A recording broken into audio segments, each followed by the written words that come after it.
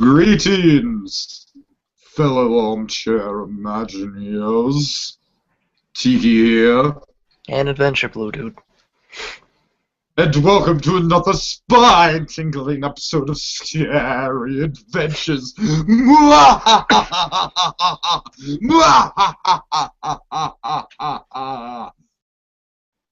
the maniacal laugh. My throat's sore. No, I mean literally just say maniacal laugh. Like I was going to do that, actually. Do But I it. have to laugh. Thank you. Now we can get on with the show. Yes. Hello, everyone. Hello. AdvBlueDude. How the hell are you? Good. How are you? Yeah. I am just fine. I'm just fine. Yeah, just getting through the holidays, you know. How was your Christmas? Have a good Christmas? Yeah. How was yours? Oh, it was wonderful. I got this new $50 microphone. I hope the sound improvement is worth the $50. What do you think so far? Hey, you sound like a fucking angel. Awesome. Oh, I mean, I always sound like an angel, so you're not saying anything new. So it's augmented. It is noticeably augmented. Sweet. Good to know. All right. So, yeah, after the seasonal shenanigans that you completely missed out on, what's your favorite Christmas special? I'm Jewish. Oh, I'm sorry. No, I'm not. I'm so sorry. Because Monkey actually is. So. Oh, is he? Yeah, you didn't know that? Yeah. No, I didn't know that. Yeah, you did the Hanukkah episode with us, the Rugrats Hanukkah. Oh, no shit. What's your favorite Christmas special, really quick, because we have to talk about Christmas, goddammit! Oh, no, fuck, Christmas! I watched the Pee-wee's Playhouse Christmas special, and that was a damn good one. Oh, that was that's fun. one I should do for Christmas in July. Yes, it is. Sounds like a good one. We should definitely put that on the list. It's a really good one. I literally feel like Santa Claus, because I literally feel like every year I have to plan for Christmas in July now. Like, okay, only 6 more months until Christmas in July. We have to get all 30 of them ready to go, and we have to do the research, and we have to decide which ones are going to be good this year. And all right, anyways, enough screwing around.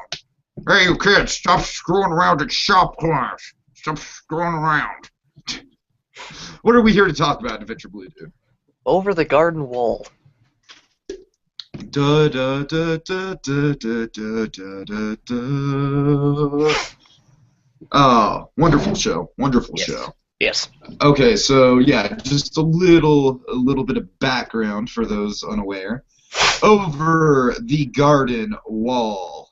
This show was created by Patrick McHale for Cartoon Network in 2014. It is a 10-part miniseries. It stars Elijah Wood as the human Wirt, and also a host of other characters that I'm trying to look up right now because I'm not always. John Cleese, Tim Curry. Oh, please, Tim Curry. Yeah, I'm just trying to find the main characters, though. Oh, sorry. Can't forget Christopher Lloyd. Christopher Lloyd. I'm sorry. Colin Dean plays the brother. Greg. Yeah. Great character. And finally, Beatrice is played by Melanie Lynskey. Yes. Beatrice is a bluebird with a colorful history and a dark past, a dark secret. Ooh. Lots of secrets going on here. Lots of questions. Lots of creepy tone. What do you think? What are your overall thoughts on Over the Garden Wall? Oh, it's an incredible show. It's really interesting to see Cartoon Network do something like this. And yeah, it's a great step forward for like animation on TV now, because like Nickelodeon especially is going down the shitter. Cartoon Network has been getting better Cartoon Network's been getting better over the past like 5 or so years, and this is really proves that that they're striving for more quality like works and like output. Oh yeah, and it's just a fucking amazing show. All right, so we're gonna kind of have a whole all around the table discussion. Hopefully, it won't go quite as all over the place as our Gravity Falls discussion did. So let's see. Where do you want to start? Do you want to start with some of your favorite episodes? Yeah, sure. All right. First of all, just really quick setup. I mean, it's a very simple show to explain. Basically, two brothers, Bert and Greg, they get lost in the woods one fateful night, and it's basically Alice in Wonderland from there on out to a certain extent, wouldn't you say? It's like they come upon a bunch of weird creatures, bunch of weird locations, all kinds of crazy customs. Really quickly, I just want to get this out of the way right now. I feel like this series is just drenched in Miyazaki. What do you think? I think it's more drenched in Americana, to be totally honest. I think, okay, no. Hear me out. I totally agree. But you know how Miyazaki, one of Miyazaki's big traits is how he can take Japanese folklore and make it into this fantastical, surreal, kind of dark imagery. Yeah. I think this show does the exact same thing for Americana and American folklore. I think this is like American folklore Miyazaki. That's totally the vibe I was getting off it when I was watching. Totally understand that, yeah. All right, cool. I'll kind of get into some very specific examples as we go along, but what really took me with this thing was just the tone, the atmosphere. You gotta love the fact that they had the balls to put in the old cartoon logo right at the end. I love that so much. What does that say? That is just like every 90s kid everywhere just absolutely just melted with joy when they saw that. I was so fucking surprised when I saw that. Oh my god. Yeah. No, I mean, just everything about this show is great. I mean, we're gonna try to not just gush over it, but to get things started, let's gush over it. What are some of your favorite episodes? My favorite episode of the series is what we call Songs of the Dark Lantern. That is a great episode. You know what's funny? What? It's actually one of my least favorite of the series. I knew you were gonna say that. Keep in mind, every episode is great, and I think that's kind of what's really cool about this series is that, like, every episode kind of appeals to a different taste. But what did you like about it? And then I'll come back with some of the things I thought could have been a little better. I think Songs of the Dark Lantern is really a culmination of it. Out of all the episodes in the series, this is the one episode that shows all of Pat McHale's influences. And it really shows how his career has evolved, because he started storyboarding for Flapjack, and then he was a showrunner for Adventure Time. And in this episode alone, like, there are multiple shots in it that look like it's from Flapjack. And there's also multiple parts funny enough, like an Adventure that's Time kind of my issue with it. Funny enough, my big issue with this is, yeah, you're right. It feels like I feel like Over the Garden Wall did such a good job of it. This is like right in the middle of the series, and yes. I feel like throughout the start of the series, Over the Garden Wall did such a good job of establishing a unique world for itself. And then for this episode, I kind of felt like, holy crap, we stepped into Flapjack for a second. Well, I mean, it still establishes itself as its own world. I just find it interesting that he's showing his influences, whether it be intentional or not. He's wearing them on his sleeve, I think, in this particular case. No, absolutely. This episode also has my favorite song, or one of my favorite songs. It's not necessarily my favorite song, but I love Bert's reaction to it. Yeah, the courting song. I am the Highwayman! Oh, no, I'm not talking about the Highwayman. Oh, well, hold on. I am the Highwayman! Okay. Thank you. Okay, I'm sorry, what are you talking about? The courting song. The what? The courting song where, that the toy maker sings. I need to see it again. I should do it. When he, how it's the setup. He's trying to find Adelaide, and okay, Adelaide. Yeah. No, not that one. Not that one. God damn it! So many good songs. He tells the toy maker that he's looking for Adelaide, and That's the other thing I like about this episode. It's kind of interesting. I suppose not social commentary is the right word, but for the purposes of this, instead of me sitting for 5 minutes trying to think of the proper word, that's what I'm gonna say. It's interesting how the tavern. I don't know the name of the tavern. The tavern has an obsession with a person's place in society. Like how there's the butcher, there's the baker, there's the highwayman, there's the toy maker, there's the innkeeper, and nobody likes. The people in the tavern don't like Wirt and Greg because they seemingly don't have a place in this society. Because they ask, like, so who are you? And he just says, oh, I'm just a guy. So he talks to the toy maker, and the toy maker thinks he's the young lover, and that is his place in society. So he starts singing a song about how everyone in the tavern can help him get married through like their place in society. Like the calligrapher can help him write a letter to his girl, and the baker can bake a cake, and then the jeweler can get him a ring, and like things like that. But that's the setup to the song. But I really like the song. Okay, I wish I could remember it more clear. It's a fucking great song. One of the moments in this episode I do really like is I like all the stuff between Beatrice and Wirt in this episode.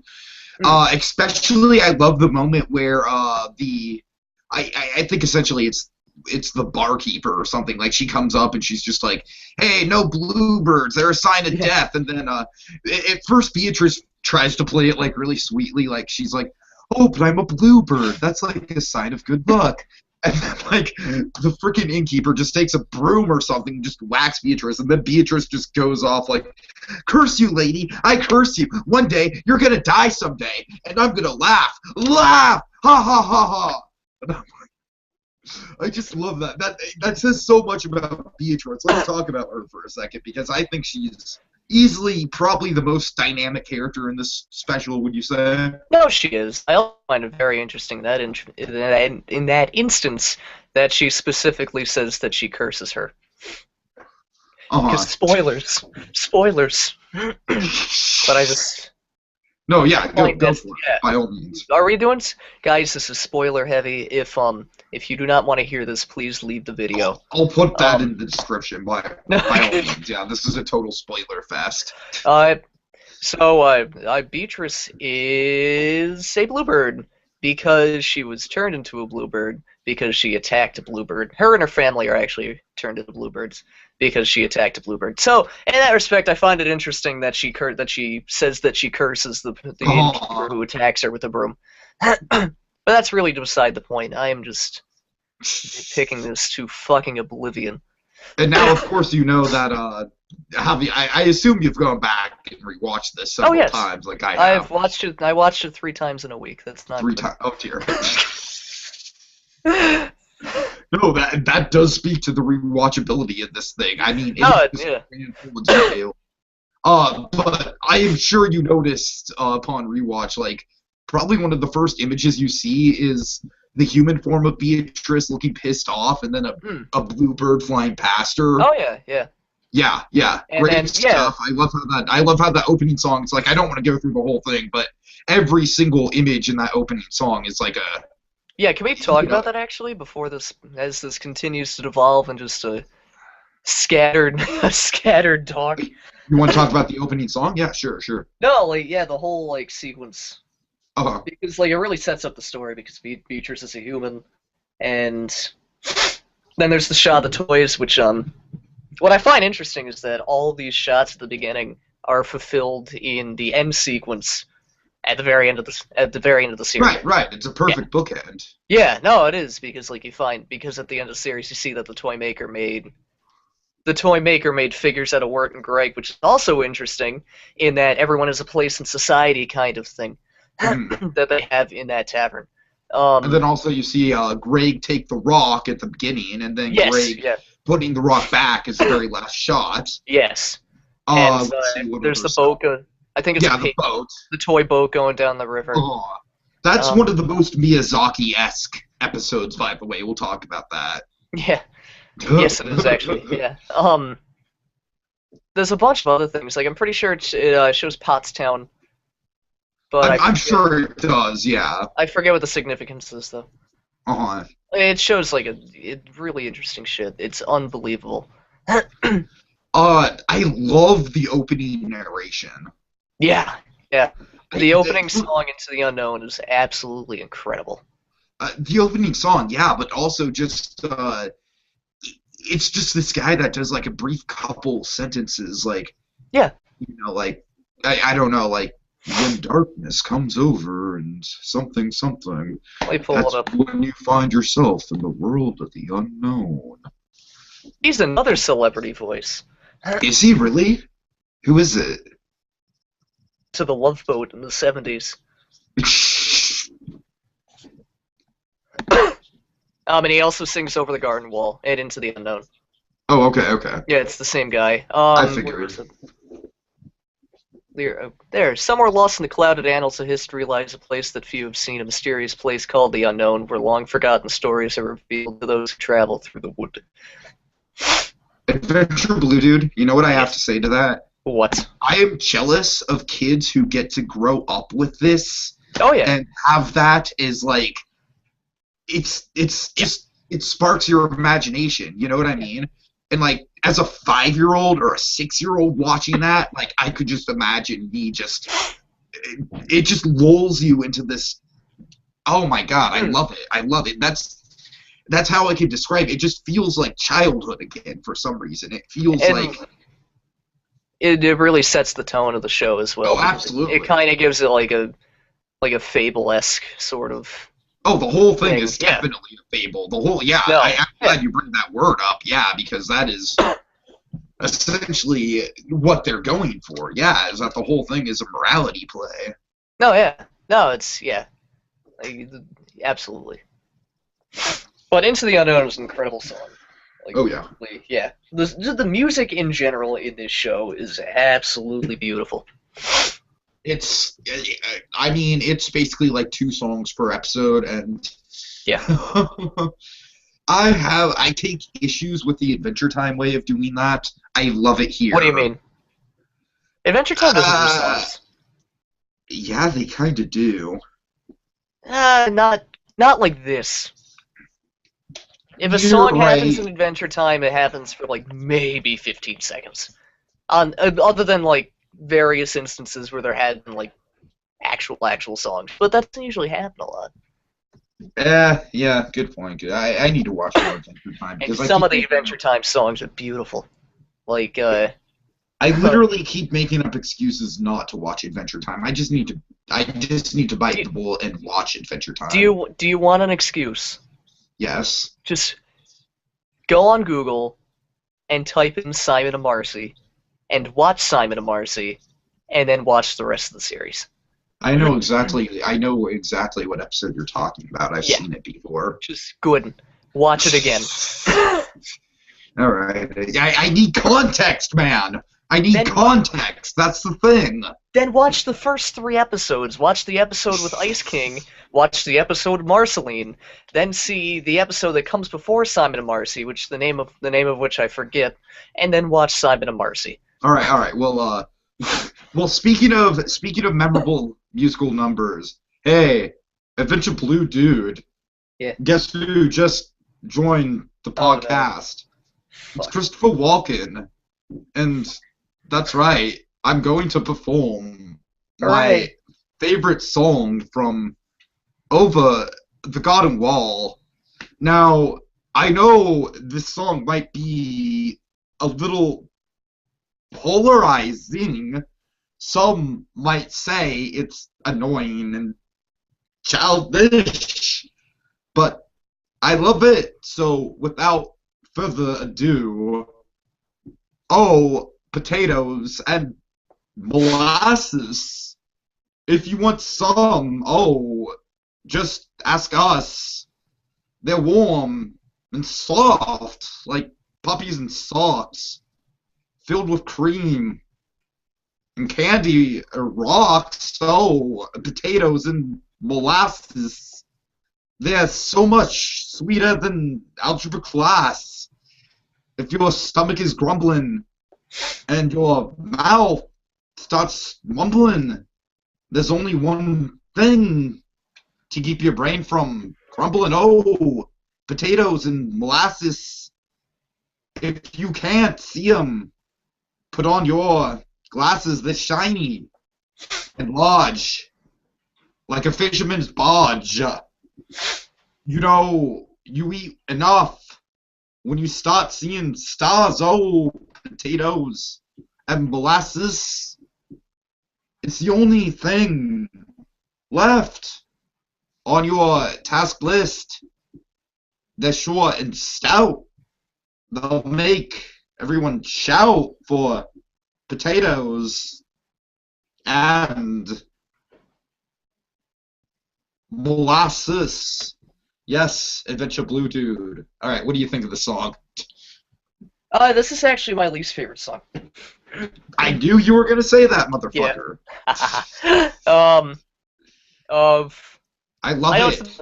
It's the most popular song, but I mean, it's my least favorite, to be totally honest. Because the other songs are just so fucking amazing. And I'm not saying that this song is bad, but it's so catchy. It's so good. Oh no, it is. It is. Earworm. It's an earworm. That was its intention. It was written to be. But yeah, no. I know. It's a good song. It's just not my favorite. But let's talk about the. Can we talk about the episode surrounding it? Because I'm assuming the episode surrounding it is probably your least favorite as well. That's a lie. No, you actually no, really. It's not. And I have a reason for liking it so much. Okay. Yeah. What's the reason? Oh, I really like it because it's this episode's like just an entire tribute to like Follies from like the 1910s, like stylistically, and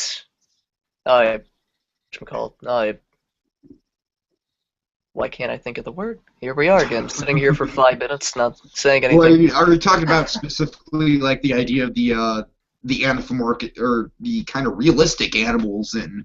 No, not talking about that at all. Like story-wise, like you know what, like the general story structure of Follies, right? No, I'm not sure what you're talking about. I feel dumb. That's well, first of all, the episode's called Schooltown Follies, and or school, whatever the hell. Follies. Schooltown. You're right. Is it Schooltown? Yeah. So it's called Schooltown Follies, and yes, it is. And like they really wrote it to be a folly. A folly were Follies started in the early 1900s on Broadway. It's Ziegfeld Follies. They were they were old vaudevillian shows where it would be really over the top. It would be comedic and very, very melodramatic. So, like, you get melodrama in The Teacher, and then you get the melodrama in The Father, who's just an asshole, and then he leaves, and he's like, oh, I'm so poor, all the money's gone, and he has, like, these instruments that he's gonna sell. And then there's a fucking gorilla going around. And the chase scene especially, where the gorilla's chasing the kids around the tree.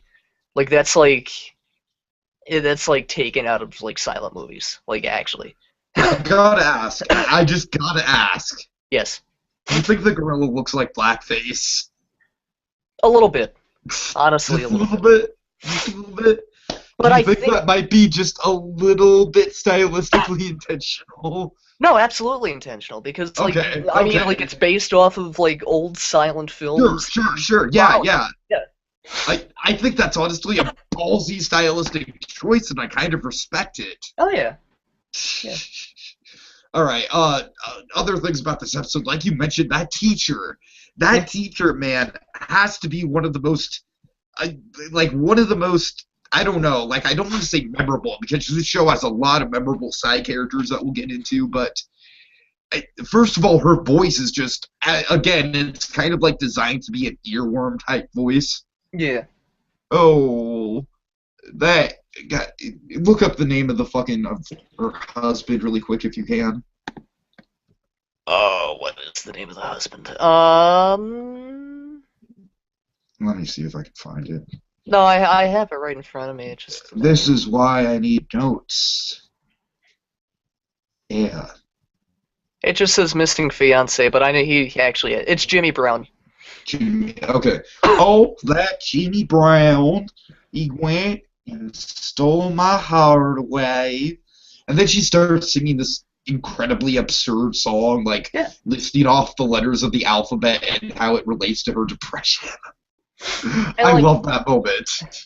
Not the song, but the character in that story, and even Jimmy Brown at the end when he comes back is like so indicative of like melodramas of that time. Absolutely. Yeah, he's just got like the handlebar mustache and everything. Like, Yeah, I mean, like that's why I like this I episode went so to much. join the circus and I just couldn't pull this darn gorilla mask off. That's why I like this episode so much, is because it's such a tribute to like what's essentially a lost art form at this point. Like, Sure. it's obsolete, which is why it's lost. But I mean, it's interesting to see it like 100 years later, some fucking animator just made like a Ziegfeld Folly. All right, yeah, cool. I really like that perspective. I would have never had the knowledge to bring that to light myself. So good job. We learned something today. Knowledge is power. Also, Easter egg. When they're eating lunch, Miss Langtree is playing "Patient Is the Night" on piano, which is the song that's featured in the episode before. Wait. You mean before potatoes and molasses kicks in? Yes. Oh, okay. Yeah. Yeah, she's playing the song from episode 2. So the song from the Pumpkin Town? The song that plays when they're working. Oh, okay. Yeah. All right. So I guess this is a good time to get into some other favorite episodes. So let's see. That was one of mine. So do you want to get into another one of yours? Yeah, sure. Let me find it. Oh, I know this is one of your favorite episodes, but Lullaby in Frogland. Oh yeah. Totally. I think this might be the quintessential episode. I would agree with that. Yeah. Like, if you wanted to introduce someone to Over the Garden Wall, that's a lie, because spoilers. If somebody doesn't care about the plot, and they say, "Oh, what's Over the Garden Wall?" This is the episode that would give them the best description of whatever the fuck this show is. Okay, so like I said, this is also, I think, by far. Oh, and just to rewind a little bit, just really quickly, what were your thoughts on the way the humanized animals were presented in that school episode? I liked it. It really felt like they just took animals off the street and gave them pants. I know, which and I enjoy. Yeah. Which I think kind of getting into this episode is kind of interesting when you think about it, because in this series, all of the animals actually wear clothing except for Beatrice, if I'm remembering correctly. Beatrice and, of course, the frog of no name. You are correct, yeah. And Beatrice's family. Yeah, Beatrice's family. Oh, and the horse. And the horse. Horse doesn't wear clothes. I wish the horse was in more episodes. So do I. He was good. Okay, but anyways, back to Lullaby in Frogland. Very Miyazaki-esque, like I said. Yeah. Just everything from the design of the fairy to just the laid back, sort of like nonchalant atmosphere of everything. I mean, what do you think? Why do you think this episode is so good?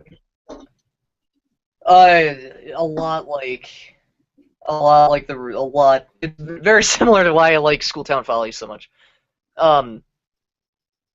Throughout this whole show is kind of like, not a send-up, but like a tribute to like very like late 19th century, early 20th century like entertainment, and like oh yeah.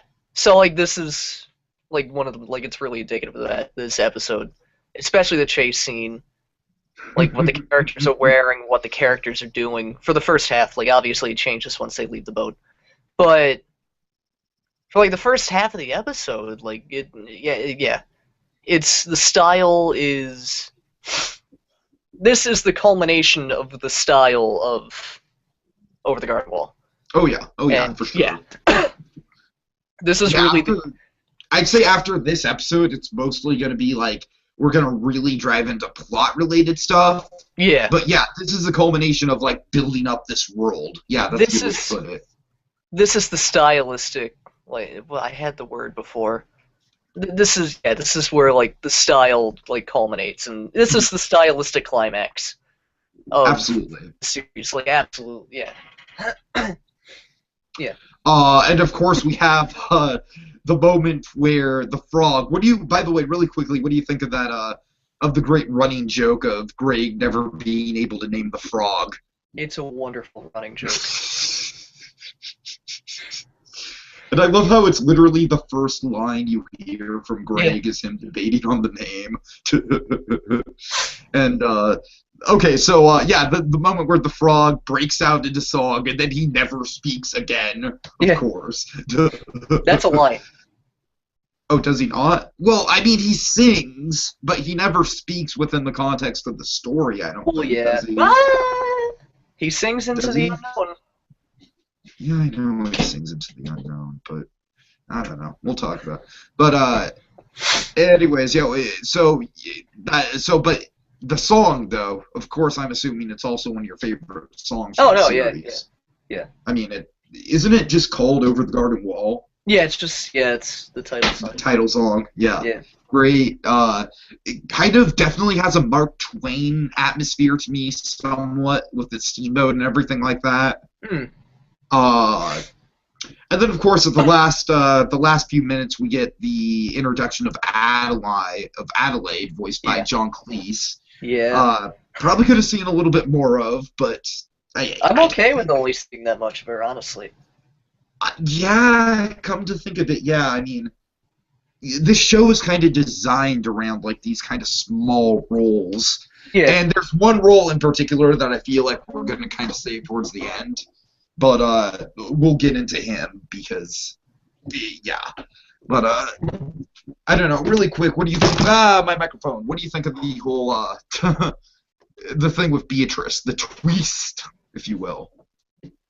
I mean, it's interesting. It really shows Beatrice's character, especially when she like turns and decides not to go with it.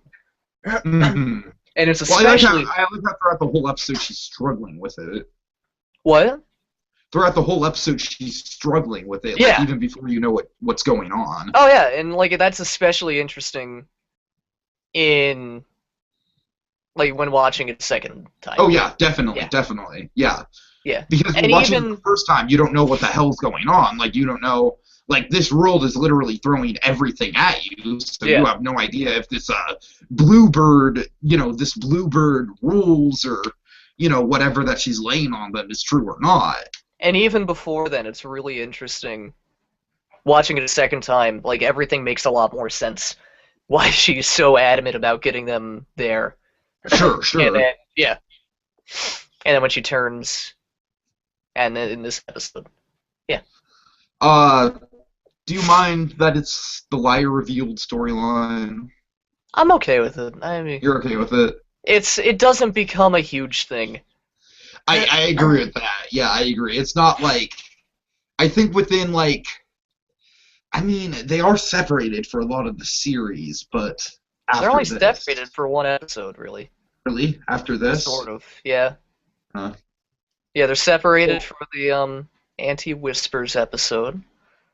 Oh, and then they get reunited in Babes in the Woods. Oh yeah, you're right. Yeah, or they start to, rather. Yeah. Okay, I see what you mean. Okay. So, speaking of which, Ringing of the Bell, another one of my favorites. Is it not one of yours?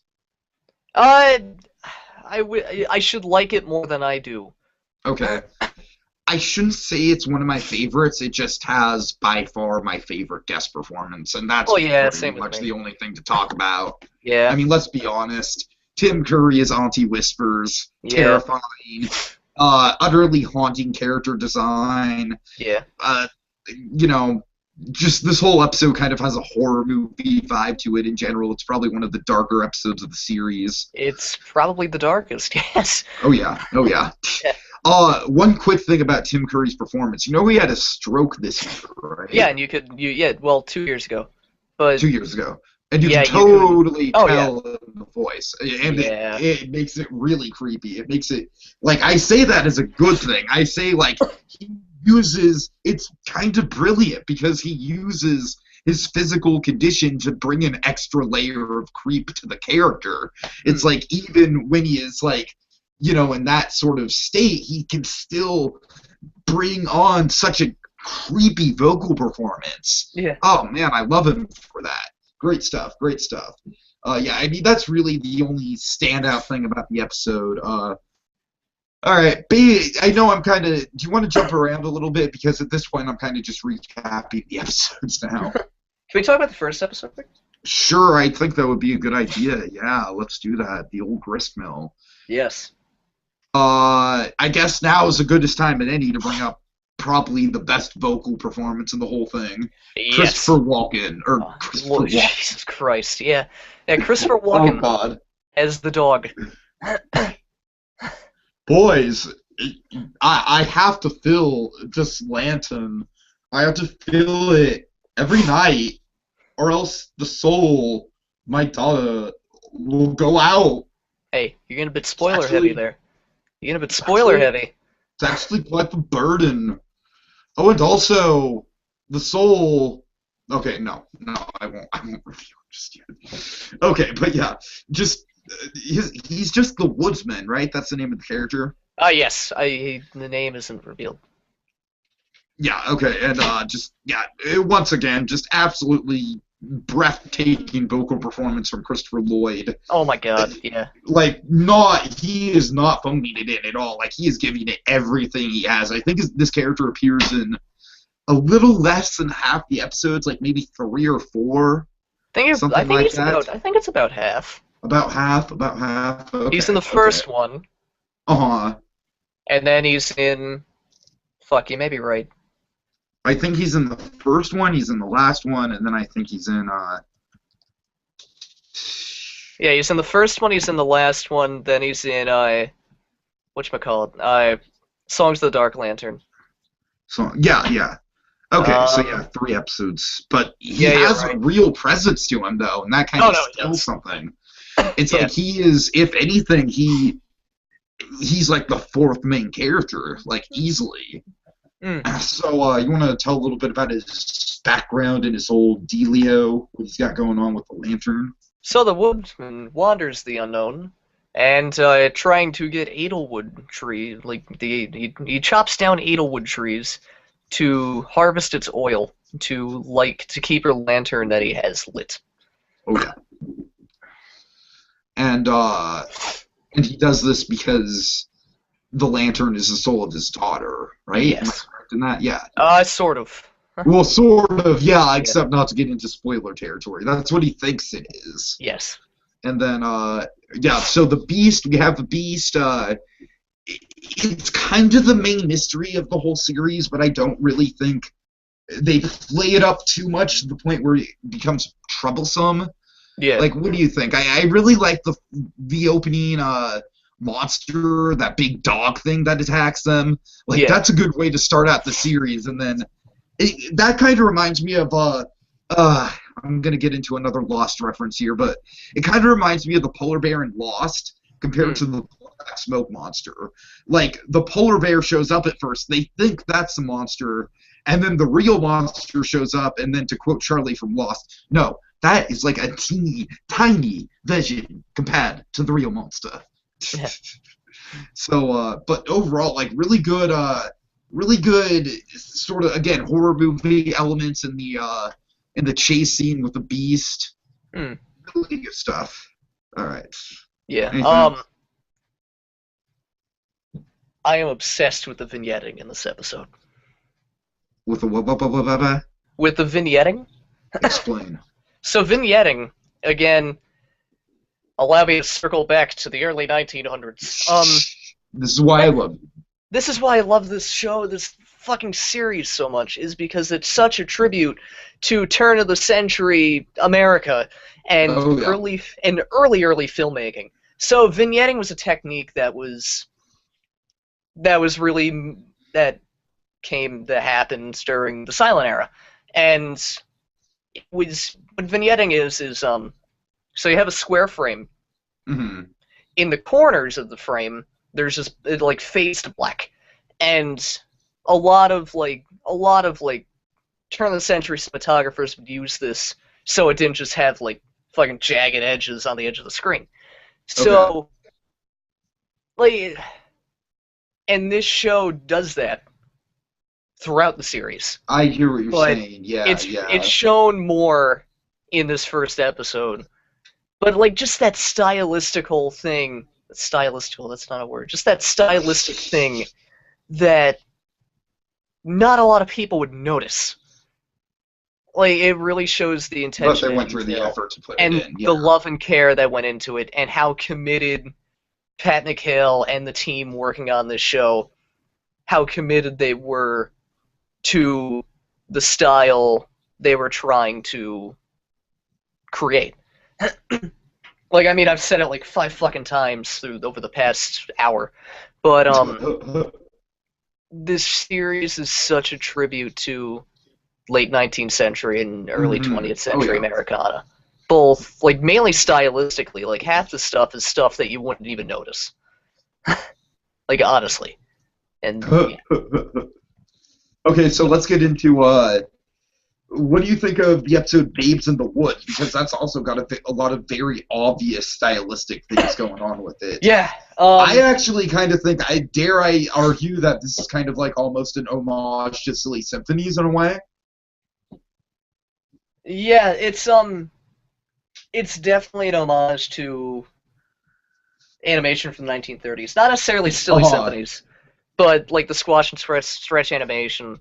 Sure, definitely. Just the way all the characters look is really, yeah, it's really a huge tribute. And then, overall, like, even like, I'm sorry. Just overall, what are your feelings on this episode? Just besides the stylistic things, because overall, I don't really think it's a strong episode. Besides some of the cool cliffhangery stuff at the end, but I do really like what they do with the style. It drags on just a little bit. Sure. But, yeah, I mean, it mostly is just kind of a over-the-top cutesy dream sequence. Yeah. But, like, stylistically, it's fucking impeccable. And, oh, yeah. Yeah. And this also has the most flapjack joke out of the series. Which is... when they're, he's meeting the committees, and he's like, and he meets the first 3, and he's like, are there any more committees? And it's just like this fucking dog giving like this 1,000-yard stare, and there's just like this weird like bass thing in the background, and it just goes out. And he's like, okay, that's enough now. Yeah, that's that whole scene is kind of like one of the many reasons why I don't really care for the Wizard of Oz all that much. Is that whole... Well, I feel like that scene's clearly parodying the Wizard of Oz and the Lollipop Guild. Oh, yeah, it does. Yeah. You know, I feel like that's a clearly, like, you know, like, oh, we're just going to introduce, like, all these colorful characters all in a row and sing this cheery song. I don't know.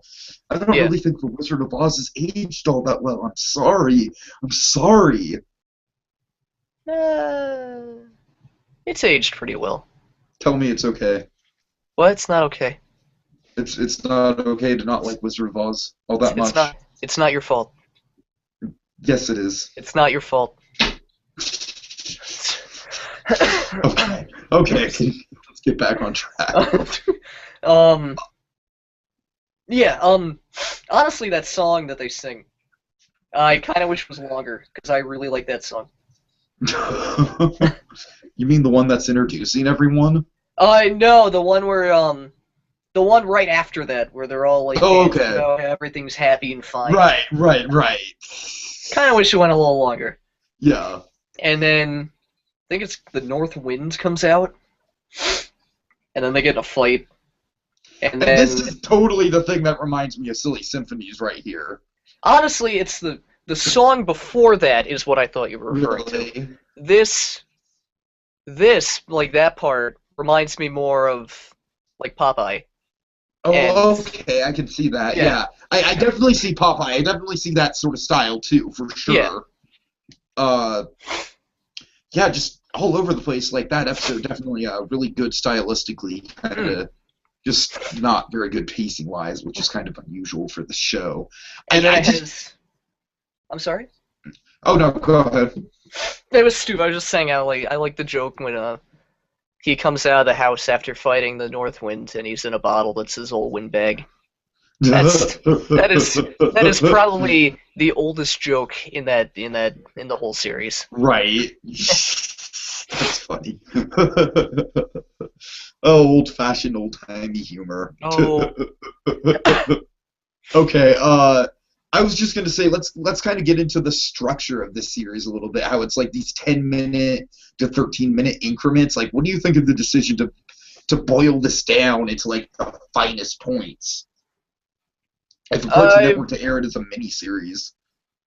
I mean, I think it was always intended to be a mini-series. No, I know, I'm sure. But what do you think of it? Like, it's just sort of a bold thing for Cartoon Network to do in general. Oh, no, it is. And I'm really glad that they did. Because, frankly, if this was a series, it would have gotten bad. And then, as all series do, and then I would have been sad. And it wouldn't be as special if the series was to go on like they do like a 20-episode first season. Yeah. And they say, hey guys, season 2 and 3 is coming. It would lose its specialness. It would not be what it is today. Because this finished after 10 episodes, and it's fucking impeccable. It's absolutely incredible. And I mean, Adventure Time was like that too, except Adventure Time had a good 5 seasons of wonder. And then it started dropping off. Gravity Falls is also definitely on its way to a good 3 or 4 seasons at least of very solid storytelling. I think Gravity Falls is enough where it could last for a while. I definitely think so too. I think with Gravity Falls, the big problem with them is getting through that summer thing, but that's easy to write around. Oh yeah. So Phineas and Ferb is written around it. I'm pretty sure they have at least. What? Phineas and Ferb is written around it. I'm pretty sure. I didn't know Phineas and Ferb was supposed to take place over summer. It's the first line in the show. I'm sorry. This is why I need to actually fucking watch Phineas and Ferb. Okay. The first line of it is there's Don't they have a 104 days. Halloween episode? Yes. Okay then. So I told you they got. So is it explained in the same way? No. I told you they got around it. Oh, they got around. Okay, fine. I was confirming what you were saying.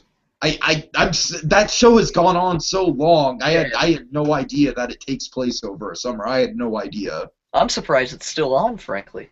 Is it worth checking out at least the first couple seasons? I haven't watched a whole lot of it, but I mean, what I saw was okay. It wasn't like groundbreaking. It wasn't groundbreaking. Not like Gravity Falls status. No. No, okay. Fair enough.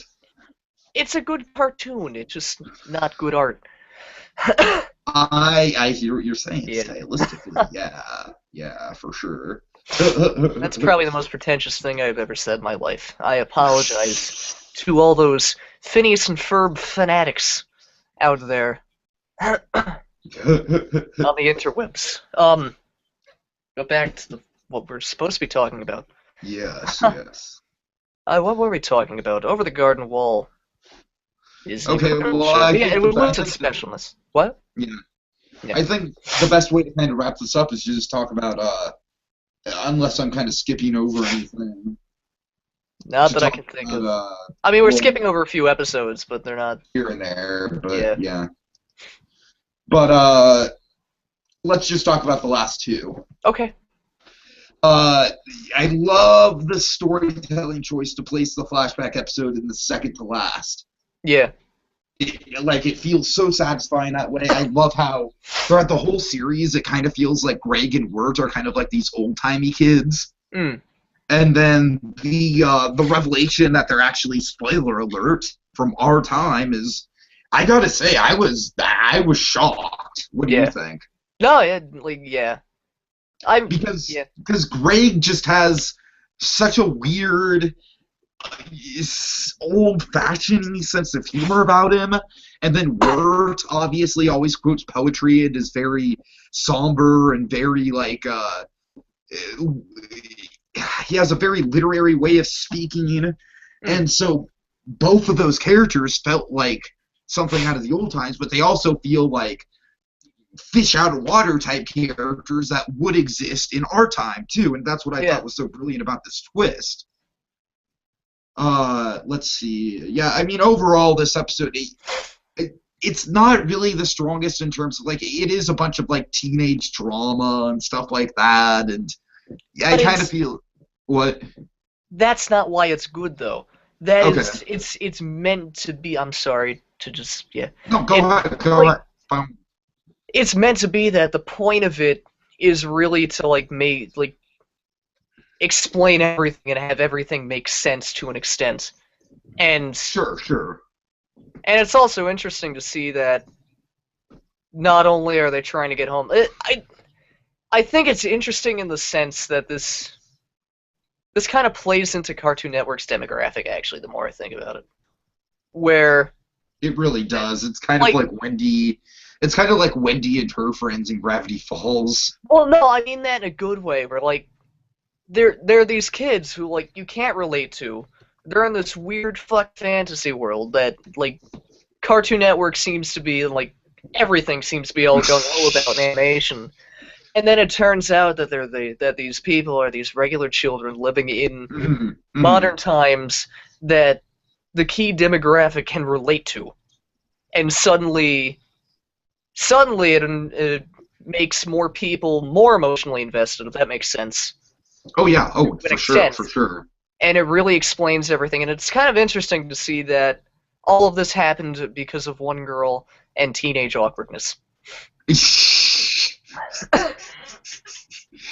Oh, yes. So much teenage awkwardness. Yeah. Let's see. What is the name of his big rival? Jason Thunderburger.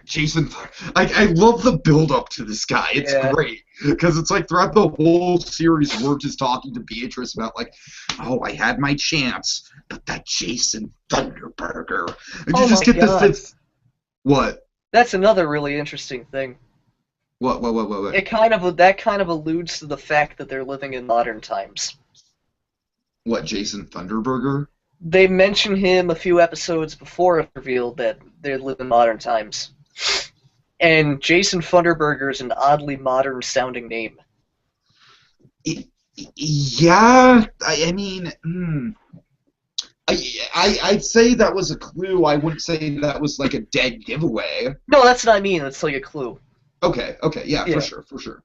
But I love the build-up to this guy. Like, you think he's just gonna be like the douchiest, most jock guy, and then like also I love there's kind of that fake out moment where Wirt's kind of like awkwardly trying to ask Sarah out on a date, and that one jock guy comes up to him, and you think it's totally gonna be Jason, but it's not.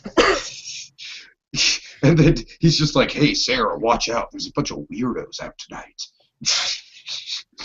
And then finally you get to see Jason Thunderburger, and he is just the most dwarfy, nerdy, pathetic kid on the planet. It's just, I love this commentary. And you know what? Another thing that really strikes a chord and resonates with me about this series and the Wirt character in general. Wirt is a character who is constantly worried about what other people think of him, constantly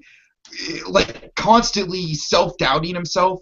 And what this episode shows is that for the most part, people are totally cool with him. Oh, yeah. But he doesn't see that.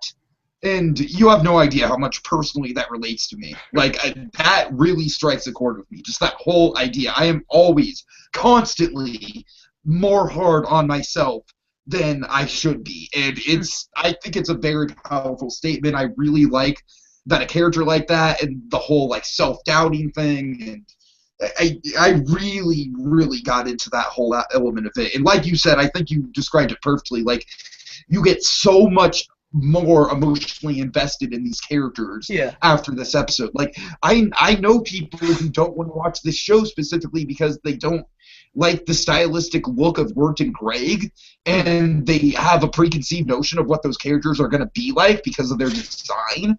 You know, like, because of Wirt's, like, elf hat and everything like that, which is just, their designs are literally just shitty Halloween costumes. Yeah. Like, we're just randomly threw on an elf hat and a cape, and then Greg has the teapot that he pretends to be an elephant with. Look at me, I'm an elephant. What I also find really interesting is that, so Wirt's, like, freaking out, like, really freaking out about Jason Funderburger. And it's very obvious that he has no chance with Sarah. But what's interesting is that when Sarah rejects him, there's a chick sitting next to him who says that he can hold her hand. And then in the last episode, they're seen holding hands. Like, it wasn't even a big deal to Jason Funderburger. So, again, Wirt shouldn't have been... Right, exactly. It just makes it even more stupid. That's a good point. He's just totally overreacting, being melodramatic about everything. Yeah. And I mean, yeah, I think he's the kind of character that might come off as unlikable at the start until you realize just what his situation is, and I don't know. Let's also talk about the dynamic between Greg and Wirt and how they have the it's not really explored all that much, but I like that it's there. The fact that they're step siblings. Like, what do you think about that?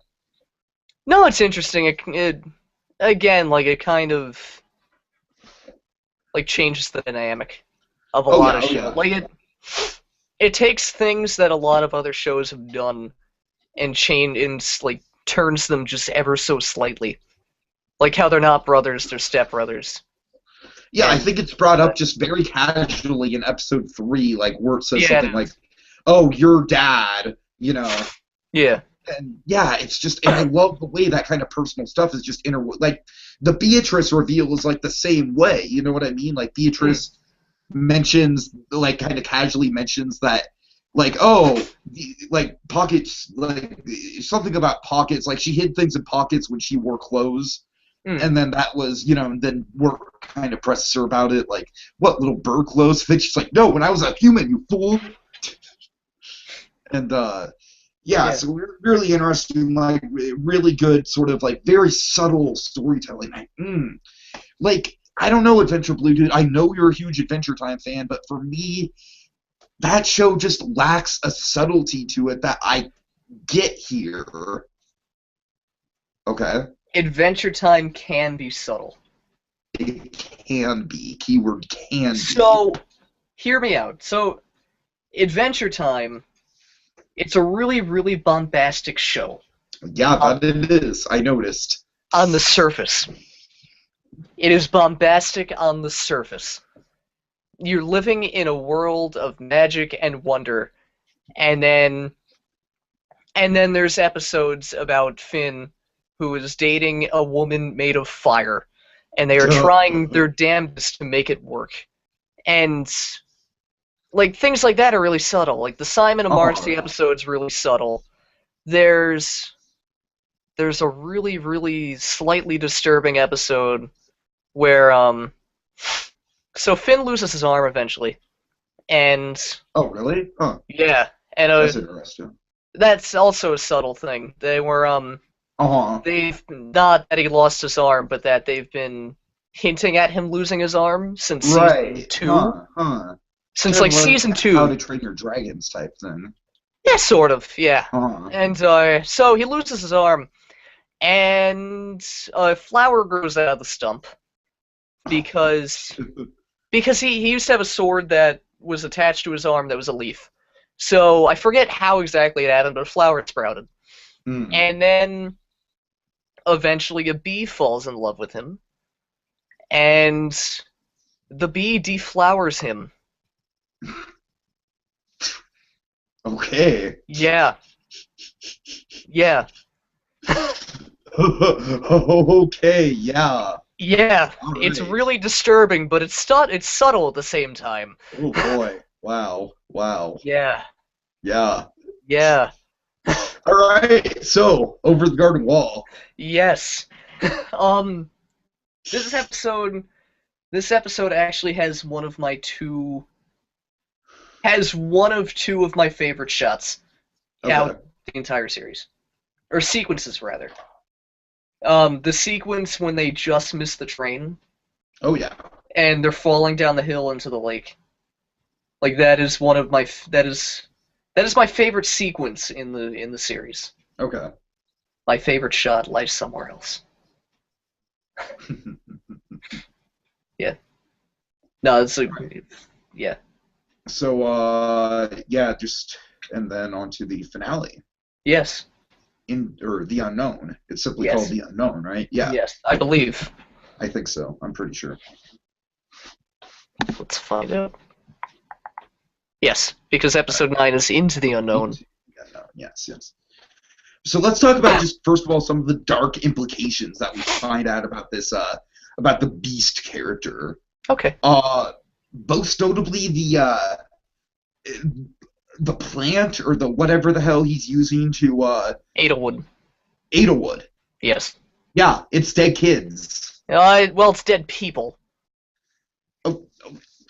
Kids, people. Okay, fair enough, but that's still dark as hell. Oh, That's yes, still it a is. dark as hell idea. Yes. That this guy is grinding up dead people to keep his daughter alive. Yes. Well, okay, actually, spoiler alert, to is be not. fair, Christopher Lloyd didn't know that the Adlewood tree was people. Adlewood is people, Marty. Yeah.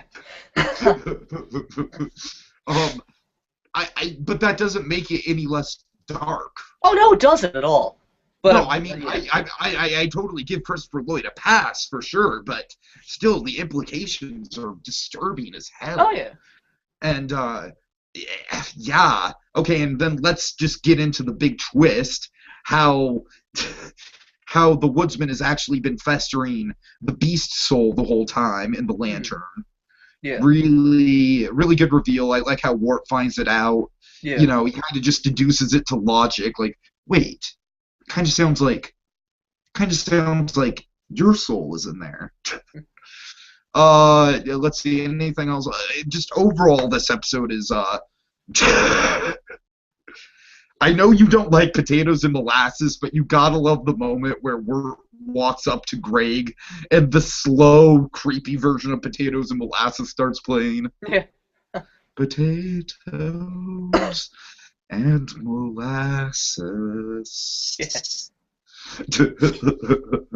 I do that part when he walks up to Greg when he's in the tree. It really shows Greg's character when he coughs up a leaf. And they say, oh no, the leaf is the tree's growing inside of him. And he's like, no, I was just eating leaves. There's a lot of little things that kind of explain the character. Oh yeah. Line. Yeah. And I gotta admit, like, this was one of those moments where it's like, I knew they weren't gonna kill off Greg. Oh yeah. But I was still fucking worried, man. Yeah. Like, oh god, they really, like, emotionally, they do a great job of just having it in its peak. Like, I think the boat episode was definitely the stylistic peak, but this is like just the total emotional climax. Oh yeah, well yeah, it's supposed to be, yeah.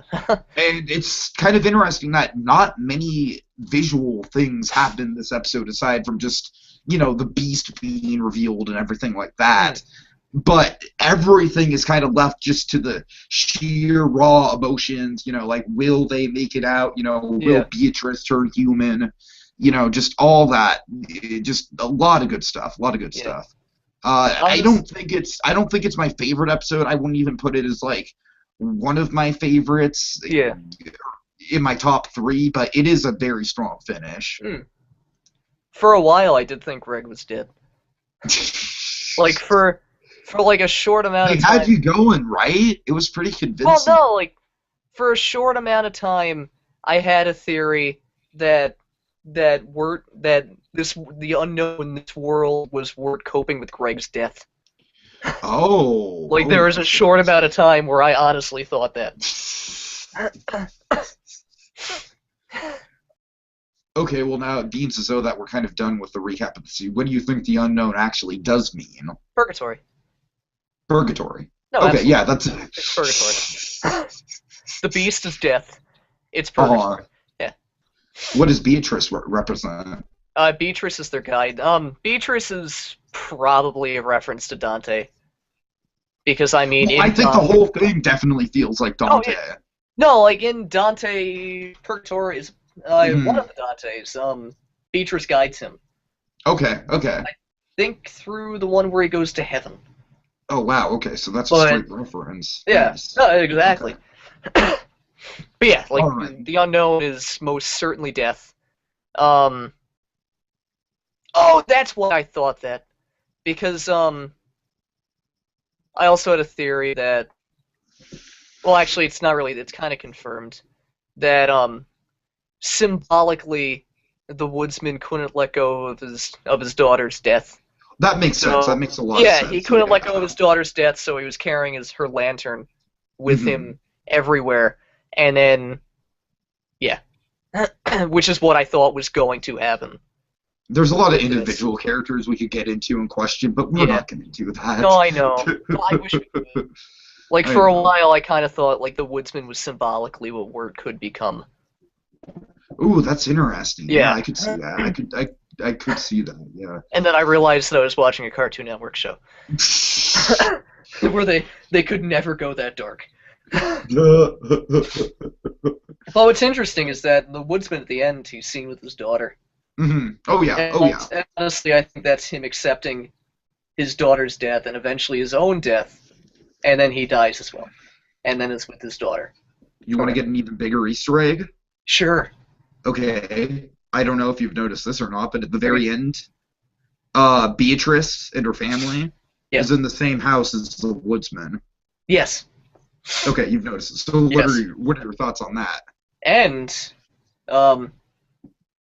Quincy Endicott's grave is in episode 9. That's the guy from Yeah. John Cleese. Oh, okay, okay. Yeah. His grave is seen in episode 9. Nice, nice. Yeah. But I think it's interesting. I don't know what I could make of that. Other than possibly they lived at a mill and then had to abandon it when they were turned into bluebirds. And then the woodsman came along and he said, well, fuck. I need a mill. This is a mill. I don't really think they're related in any way. All right. Maybe At just least to show. Here's my theory. Maybe it's just kind of a commentary on how like there is no sense of time in the unknown. That time just kind of runs together, and That that makes the woodsman and Beatrice's family could exist in the house at the same time. That makes sense, yeah. Okay. Yeah. I kind of like playing I like kind of playing around with like existential ideas like that. All right. So let's see. Really quickly, just to kind of touch on the episodes we did not talk about. I think the second episode, which is called "Hard Times at the Huskin Bee," I think that's probably one of the more filler type episodes where it doesn't really advance the plot. Yeah, it but is. I also think it's one of the creepier ones. Yeah. This episode is my favorite shot, actually. Really? Yeah, there's one shot of just fall leaves. And I know what you're talking about. Like, the way it's drawn and the Uh-huh. way they filmed it. And the music and the lighting and everything. Yeah, it looks... Yeah, it's gorgeous. It's gorgeous. Yeah. It looks like it was made by Disney in the 30s. Oh, yeah. Like that weird hyper-realistic animation. Absolutely. And it looks fun. Like, it looks kind of Technicolor-y because it's all yellow. But yeah, it's fucking incredible. Okay, the giant pumpkin head in this episode is creepy as hell. Yes. Design-wise. It's also weirder when you find out who the pumpkin is. Yes. The pumpkin is a cat. Oh, yeah. And all the pumpkins are skeletons. Yes. Yeah. I kind of feel like the moment where the two skeletons come out are kind of a tribute to the skeleton dance in a way. Probably, yeah. Yeah.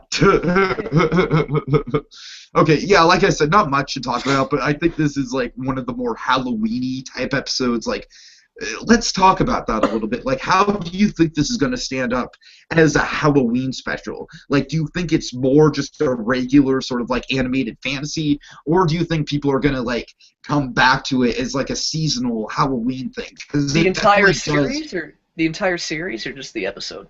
No, I'm talking the entire series as a I whole. think the entire series is something that people would watch every fall. Every fall? Honestly, Okay. honestly, Okay. And yeah, I mean that's kind of the feeling I get with it too, just that opening narration through everything. It's just it feels like it's already a tradition in my life. You know what I Hmm. mean? Like it's only been 1 year, but it feels like it's already like I have to watch it next Halloween. I Yeah. have to. Like I love how it evokes so many of the emotions and atmospheres of the season and not just Halloween, and Hmm. has just enough of the scare factor and just enough of kind of like the horror movie vibe and a lot of scary episodes, and also the fact that it does technically take place on Halloween night to make it a real Halloween special while still having a broad as fuck scale to it. Yeah. And oh man, it is seriously one of the best things related to Halloween I think that's ever come out, Hmm. at least in terms of animation. Yeah. I mean, Yeah. because it's so rich. There's so much to it. It is so much more than just a usual Halloween special, Hmm.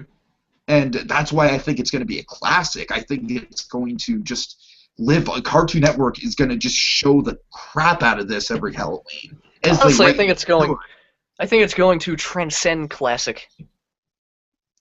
What do you mean? Like, Do you think it's going to be like? I think for a while it's going to be pretty revered. Like honestly, Oh like yeah, absolutely. not even like 10, 20 years down the line, they say like, "Oh, this is like classic. You gotta watch this." Like Dude, 10. I'm that way with it Yeah. now. No, I mean like I think in 10, 20 years, people will say like, "This is one of the best pieces of animation to have ever come out of possibly Yeah, ever." Yeah, right, honestly, right. I totally perfectly agree. I honest. totally agree. Yeah. So go watch it if you haven't, folks. It is Please do. absolutely spectacular. Please do. Uh, I don't promote pirating, but I mean, huh, yeah. I do promote watchcartoonsonline.com. I promote that. I don't because it's pirating. But I mean, if you accidentally type it in, if like a specter walks into your room and types it in, and you end up watching it, you can't control it. You just gotta let it happen.